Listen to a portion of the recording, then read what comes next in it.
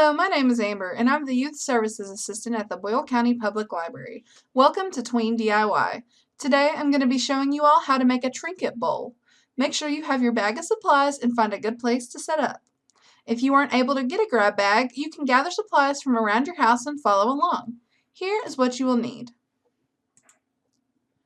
some white air-dry clay, a rolling pin, a cup, bowl, or cookie cutter, and some water. Step 1. Roll out your air-dry clay on a smooth surface. Roll it to a thickness of 1/4 inch. Step 2. Place the bowl topside down on the clay. Cut around the edge of the bowl with a knife. Lift off clay gently and place inside the bowl. If you are using a cookie cutter, start shaping the clay into a small bowl. Step 3.